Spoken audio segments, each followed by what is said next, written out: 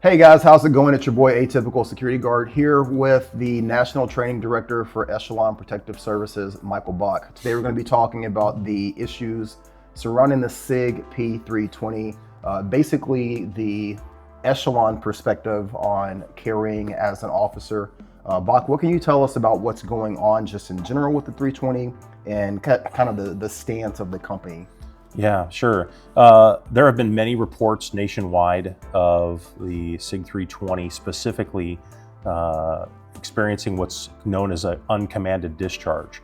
That would be the gun going off spontaneously without a trigger being pulled. It generates significant safety concerns. There's been many reports throughout at this happening. As a result, those concerns sort of trump,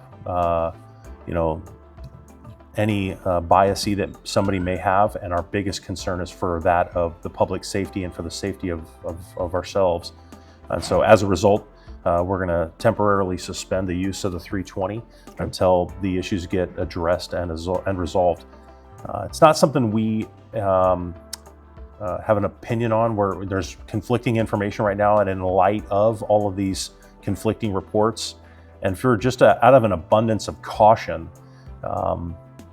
given the evidence that's there, it's worthy enough for us to take a step and just say, we care so much for the safety of others that we feel like this is the right step for right now. And so we just want to be clear that we're not taking a stance on the pistol itself in terms of the viability of it. We're not sponsored by SIG. We don't represent SIG. We're not saying anything disparaging about SIG. It's just we're looking at the circumstances, the totality of the situation that we're dealing with right now. And Echelon as a company is just making this decision for the safety of the officers and the people that we interact with.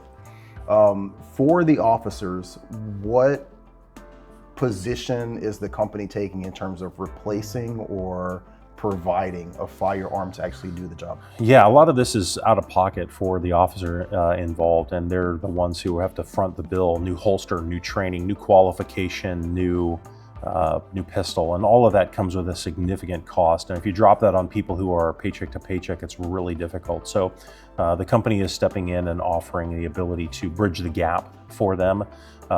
We expect to have the 320 completely out of the hands of officers in the field no later than October 1st. That's already in play. There's a small number of officers who don't have the other option, but we're getting very, very close to having this completely taken care of, at least for the time being, until definitive information is available.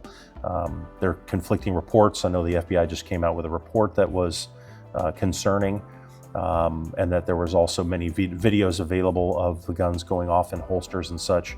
As such, right now we're just looking for the best possible path forward to make certain that everyone is safe, because life is precious and there's no reason to take unnecessary risks. Absolutely. Any final thoughts on the situation, or yeah, kind of in a holding pattern? We are kind of in a holding pattern right now. It'll be the firearm will be suspended indefinitely until the issue is resolved. Right now, the Washington State Criminal Justice Training Commission, as well as the Department of Public Safety in Oregon, have both banned the use on their ranges. Many other law enforcement agencies are doing the same.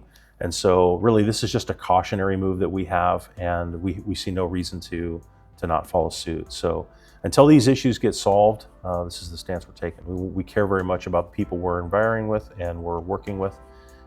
Safety is the number one priority. So yeah, are there any alternative to the 320 that you would either recommend or suggest, or is that something that you not want to? Yeah, I know that this is a pretty specific individualized thing with people with hand sizes and such. My hands are larger, I'm a bigger person. Somebody else might be a different stature, they might be right-handed or left-handed. There are many options available. I'm a firearms instructor for the company, and so many makes and models available. But by and large, this is really the only time that we as a company have ever stepped up and said no to a given firearm. Yeah. But by policy, there are a small select number of calibers, but we just recommend that people select a firearm that's of high quality, that is reliable and that is something that they can qualify with, that will match the needs that they have.